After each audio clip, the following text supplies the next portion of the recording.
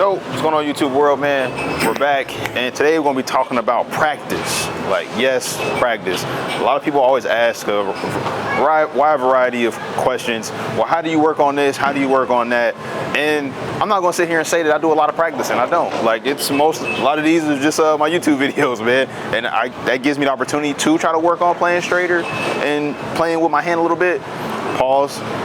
And then, you know, but we got a PBA guy here, and Scott, you go ahead and come on up, and he does some actual practicing to actually work on this game. So yeah, we do.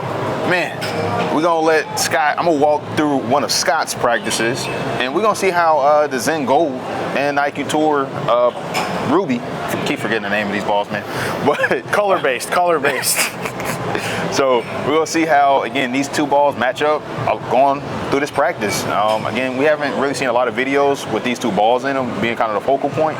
So thought this would be a great time, and we got Scott here, man, with a ton of rev rate. So if you lean more towards that end of the spectrum as far as revs go, you can get a little bit of an idea of how some of these balls look. So yeah, man, I'm gonna let Scott do a little talking here about why for some of the things for his practice, and then we'll get going. Go ahead. All right, so we have the IQ Tour Ruby, like you said, and the Zen Gold label out here. Usually when I practice, I have some other benchmark balls, but we're gonna go ahead and showcase these so you guys can see the difference on them today. They do feature the same RG, just two totally different diffs or differentials. So when he asked me about practice, one of the things that I do when I practice, and one of the questions that I get asked more than most, is how do you practice? I have no idea. From a belief that bowling on certain patterns isn't the most important thing when you're practicing. I don't think the lanes have to be difficult. You can make them difficult, right? So everybody has their A game. We just got finished shooting a video where we were striking. We were hitting the pocket, pins were flying, the ground was shaking. Those days are great. But what happens when that's not there? And you have to go outside of your comfort zone. That's where my practice sessions and what I do come into play. So what you're gonna see me do today is the opposite of be comfortable. I'm going to be as uncomfortable as possible. So we're gonna start squaring up. I'm gonna be a speed dominant player to start. I'm gonna be trying to throw it hard and straight, see if I keep my feet under me, see if I can, get better at doing the things that a straighter player needs to be better at. And then once that kind of starts to go away and I still feel a little bit comfortable, then we're gonna do the other extreme. And being a regional player here in South Florida with the humidity and the heat, if you've been around to any of those stops, you know that by game 6, 7, 8, you're in front of the ball return. And if you're not winning. So you're gonna see me kind of jump all the way left, bring my speed down, try and get it over the gutter, get in front of the ball return, and do the other extreme. And we're gonna practice both of those today, and you're gonna kind of be able to see the difference in how these two bowling balls react to those two different parts of the lane. So we'll see what we find out, all right?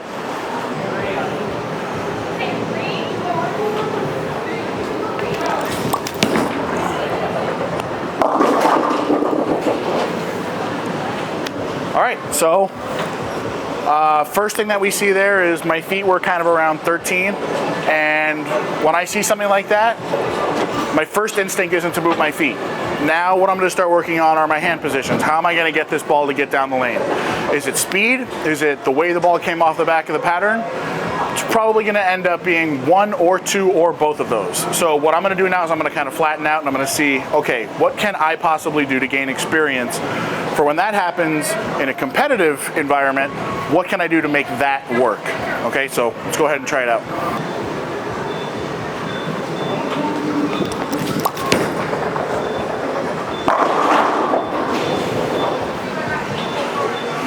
So right there, I think the first shot might have had a little bit too much front to back rotation on it, which got it to stand up a little bit sooner.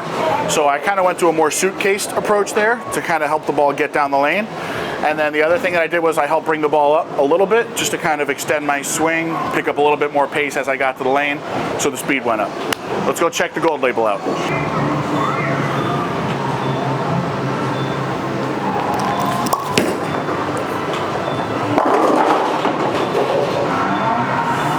Not a bad start. That one was a little bit high flush, so what we're gonna do now is get more uncomfortable.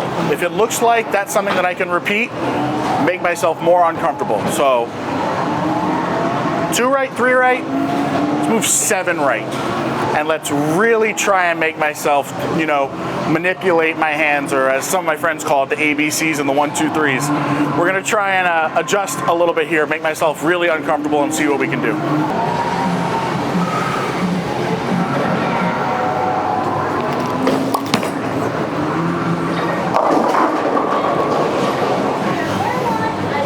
I like it. Now we have something that we can kind of adjust off of. I don't think I'm really comfortable right there. So what I'm gonna do now while I practice, I'm gonna sit right there because it doesn't look like that's something that I'm gonna be able to repeat, especially if, you know, I'm out in a tournament setting and I only have 1 shot on a lane and then I have to go to another lane. We're gonna try and keep sitting there until I can figure out what has to be done in order to strike, all right? All right, so you saw Scott standing pretty far left. I'm gonna do the same thing. I'm gonna get a little bit closer to that 13 area, starting with getting an IQ Tour Ruby.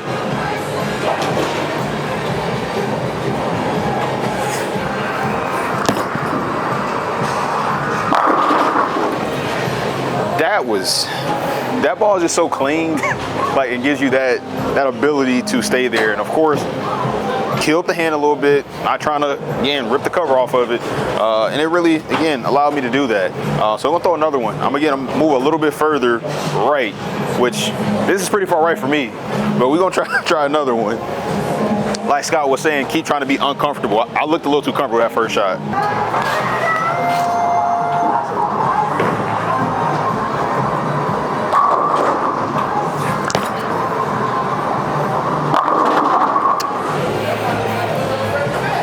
Like this, you know, hey, Scott's on the lane, he making it look easy right there. Now I can just, again, do the same thing. I kind of follow him around the lane. I don't just do that much. But both of those struck, being a lot further right. And again, I'm just killing the hand.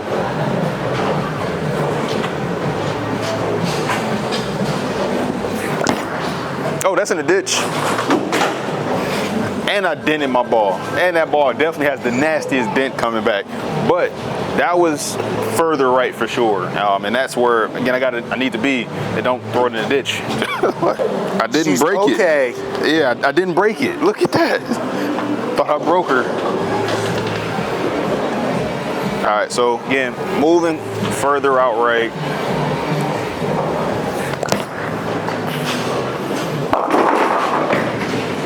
So that one looked a smidge quicker down lane, and I don't know if he quite saw that because me and him are just kind of firing this ball at the lane right now. But that's what my previous thoughts going into this were that, again, the Zen Gold Label would be a tad more down lane, and especially because of the differential when we look at those cores. So I kind of got comfortable with the Ruby, and I struck. One of my coaches when I was younger, one of the things that they told me resonates pretty well still to this day. They told me, don't throw it harder, throw it better. So speed is the one go-to that a lot of people know. If you want the ball to go straighter, you throw it harder. But what if that's not an option? What if throwing it harder is not the first thing that you're looking to do? So learning what the changes in your hand do to a specific shot rather than speed, because speed's an obvious one, right? We all know you throw it harder, the ball goes straighter. So learning what changes in hand position do kind of opens up your toolbox to a whole plethora of things depending on what type of patterns you're on. Even if it's a tricky house pattern night and you need to kind of open things up in a little bit of a different way, you know, having those things in the back of your mind isn't always the worst thing. So I'm gonna move right again because I'm kind of comfortable based on where I struck, and we're gonna try it again.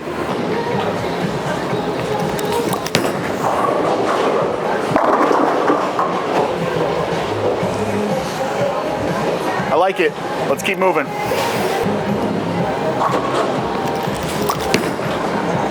Okay. I like it. That one just had a little bit more side rotation. I've said it before, we'll say it again. The more on the side of the ball you are, the longer it's gonna go before it starts to pick up that roll. It's gonna be a little bit more angular. The more up the back of the ball you are, sooner it's gonna see it, less angular it's going to be. So, ball's hooking too early, don't be afraid to give it a little bit more tilt to kind of help it get down the lane a little bit cleaner, all right? Hutch, you're up. I moved 2 right after each of those. Okay. So it's 13, 11, then 9. All right, so pretty much like you said, I'm gonna jump a little left. I said about 13, so that's where I'm gonna go.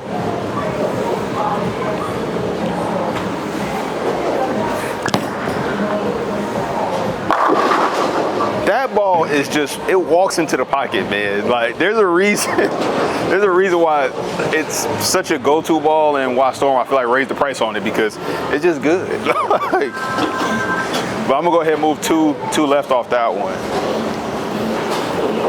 Wait until you got to jump like 40 left, though. That's gonna be the trick. That's gonna be the trick for sure.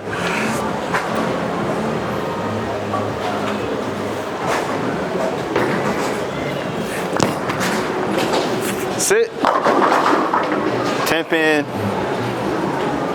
So I think, like I said, once we get to this next set of, the practice, especially with these cleaner balls, we have to get real tricky with our wrist and hand to get these balls to shape correctly. Because right now, just throwing it faster, we can do it.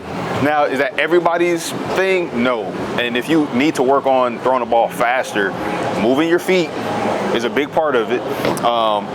If you watch me and Scott, we're moving, especially when we're right here right now. Like, you can just see it. But as you gradually see us move further and further left, you'll see us start to slow our pace down a little bit. Mind you, he just might ramp the speed up, to keep up. But for me, I'm gonna have to slow down because I don't have the rev rate that he does. So again, we're gonna see. That was my 2 shots. Now let's keep it going, man. Okay, so we're back in the Zen. Both these balls have the same RG. It's the diff that's gonna make the biggest difference here. So where his last shot left that flat 10, that could have been the diff, just the ball just not having enough oomph down lane. Whereas he might be able to be there, and then this might be the correct option. So I'm gonna stand in the exact same spot now with this, see if we can see the difference of it down lane. We might not, just because of how clean I'm getting it through the front. The biggest difference is gonna be when we go this way. Wink, wink.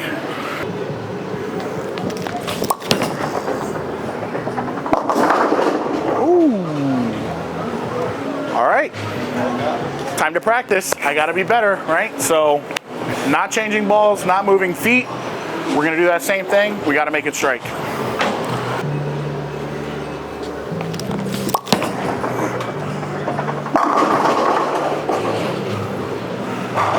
Crushed it. Again, just did that with a little bit more tilt. You can see the ball kind of got to the spot and it didn't jackknife off of it. It kind of just smooth. The path of the ball changed, and that was all based on what I did with my hand.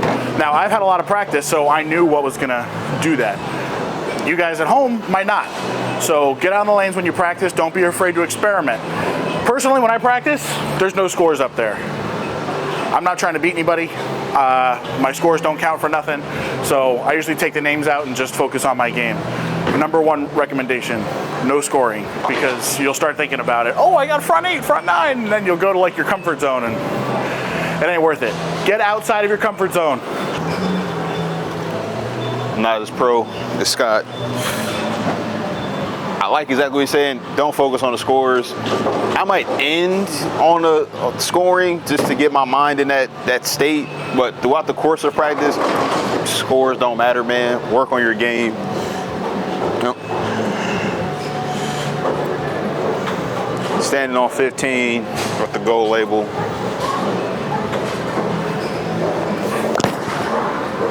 That might go. It hooked a lot more. So definitely gonna sit here another shot and tweak it. Probably not gonna get around it as much and see if it sits. All right, currently again, I'm standing on 15.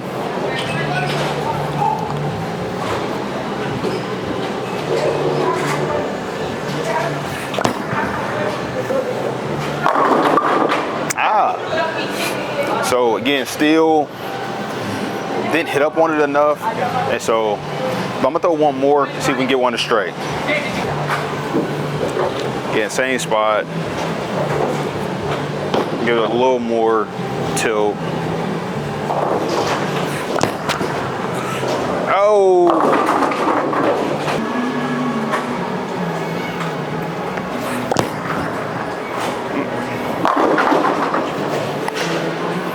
Got the 10 out finally. Jesus. All right, Scott, I got to practice that one a bit more. You what? I got to keep practicing that one a little bit more. All right. Now for the other end of the spectrum. I hope I'm in the camera's view for this one. We're going to be, so I was on about 7, 8, 9 before. I'm going to probably get to around 45, 46 right now. And get in front of the ball return and try and make sure my body can handle, you know, both extremes here. So you got to give me a minute because I have to count the boards. We only go up to 30 with the dots here.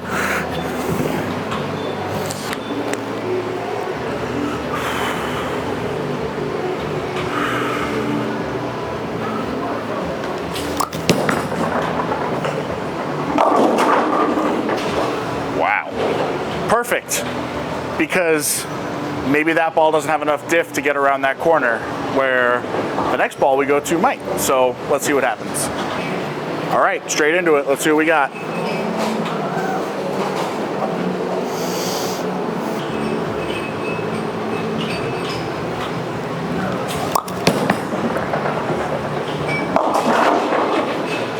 Goodness gracious. It had enough. God. All right, so the goal here, strike with this first, and then once we get comfortable with this, we go to another ball and we try and get comfortable with that one.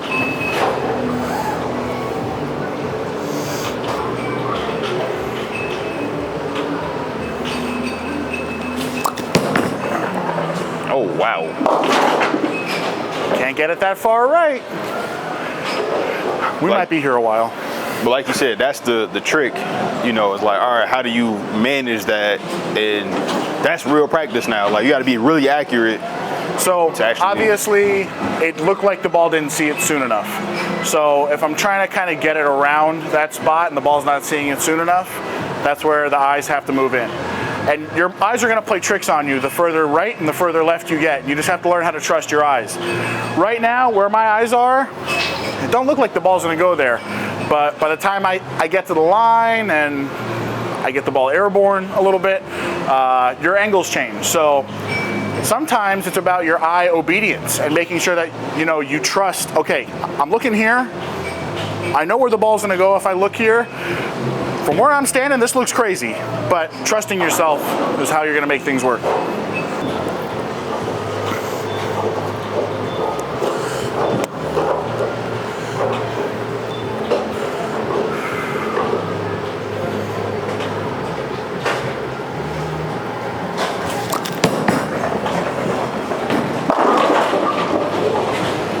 There we go. All right, so we're pretty good with that one.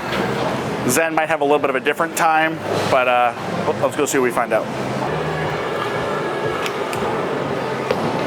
All right, Scotty. Oh, that's a little inside.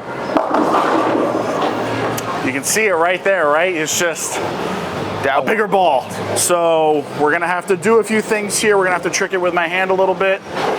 This is where you can learn a lot.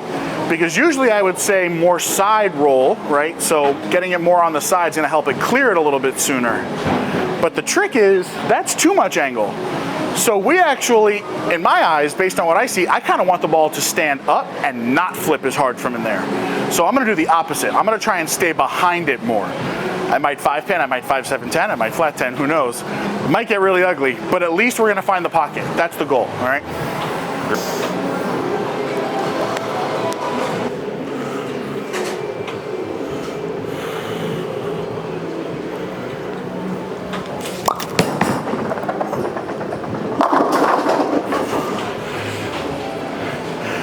Told you the carry might suffer, but at least we found the pocket. So goal number one, hit the 1-3, or if you're left-handed, hit the 1-2. I liked it. Now we can kind of adjust maybe left or right from there if we don't want to ring 10 next shot. But as you can see, the ball didn't scoot left like that. It kind of slowed down and it faced the pocket the way we want it to. So that's working with your angles and your tilt based on where you're standing. All right, so Scott did the crazy. I never loft.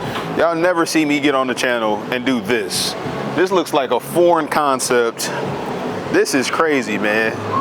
Scott, like, I don't even know how y'all be doing this, man. Like, for real. 3 of these gonna be in the gutter. 3.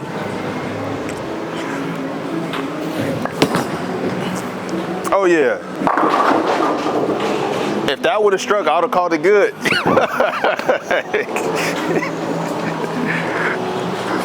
But you talk about being uncomfortable, this is definitely it for me. Like you see, I'm standing up too much. I ain't got enough knee bend, none of that. All of it's bad. Out the window. This is a first. The first on the channel. Jeez Louise.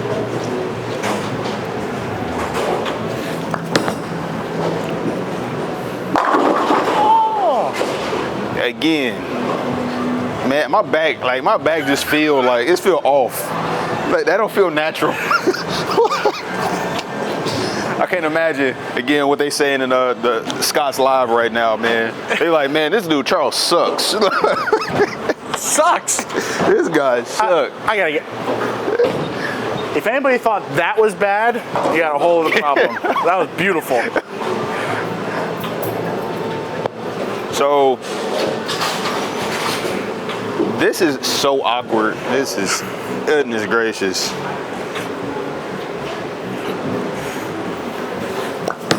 Oh, that was horrible. So this is 100% where I have to spend a lot more time doing, especially if I want to do some regionals going to the next year, like, because that is just, just not comfortable. My footing.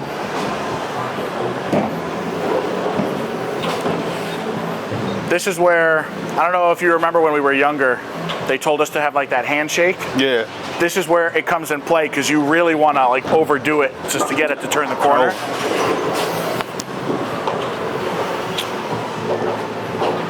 Coach Scott said, handshake it.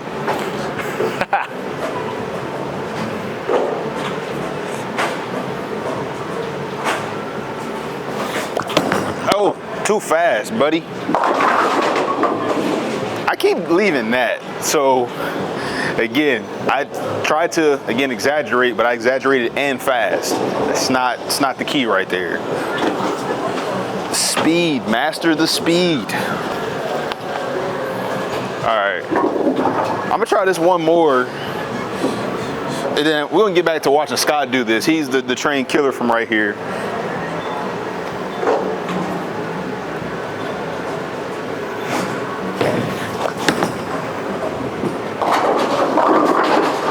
All right, it struck. I'm just gonna keep it pushing on that, but mastering my speed, I don't know if Scott has something to say on that one. Similar to that location, that's where the Ruby struck. That was pretty close. Yeah, and it sat. And it wasn't even remotely close in terms of reaction. Definitely, and you know, this is where you really see the difference in these types of equipment.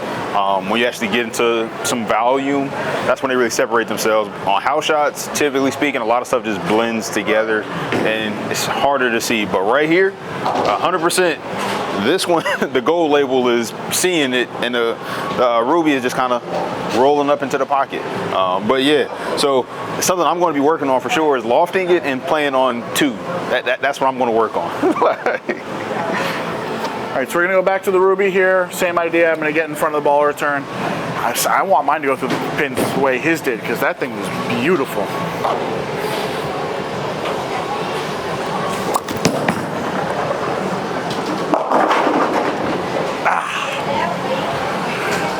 All right, gotta be better. Yeah, you know, I burned them up for you, Scott, man. That's what I did, you know. It's all me.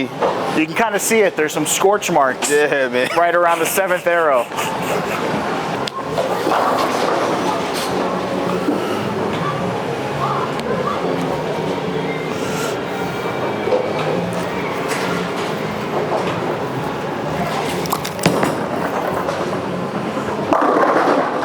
Good gracious.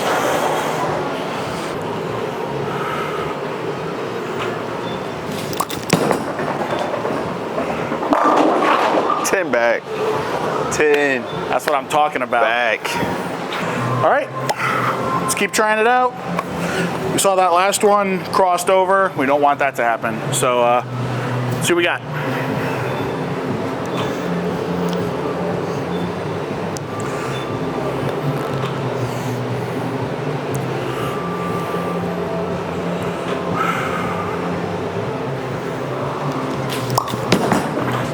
Oh, that's 10. See it? Ooh. Get it around the corner, baby. That's crazy. That was fun. I definitely know what I have to work on now. The extremes. It helps. Definitely. Testing your limits makes you more aware of your game, you know? That's what's the most important thing. So many people, they show up to their league and they average 235 and they're like, I'm good. And then they go somewhere and struggle and they don't know why. And it's clearly outlined that, you know, hitting your target, adjusting the speed, adjusting the hand positions, those are huge things for everybody. Really, regardless of what level of bowler you are, whether you're brand new or, again, you're the intermediate league bowler, something to work on always. So appreciate you, Sir Scott, kind of giving me a little insight into what a Mr. Anderson practice will look like. I hope you guys found something very useful, a bunch of different things here. And man, IQ and that gold label, man, them balls they different. Them different balls, they different. For symmetrical pearls, they complement each other really well. They're going to give you two totally different motions. So obviously you can see 40 boards difference. One looked great, the other one looked great. So, alrighty. So, and as always, man, Bowler Smart, Cool Wick, 12 Bagger. Those are the places that support us, support me. I'm working on my guy over here. And then, yeah, man, get over to his YouTube channel, Scott Anderson bowling. That's it. Get over there. YouTube and TikTok, baby. TikTok, it's been blowing up, man. I just had a tournament last weekend. Now, I did shoot 299 and 300 the first two games. Goodness gracious. So that got the viewership up a little bit, but we had 300,000 viewers last week. For the state tournament weekend, we had over 1 million viewers. Wow. So please stop by if you guys want to talk. I try to interact with everybody as much as possible like we did today. Education is what it's all about. I am a teacher at heart, so that's what we do. So, all right, man. Until next time, y'all. Appreciate it.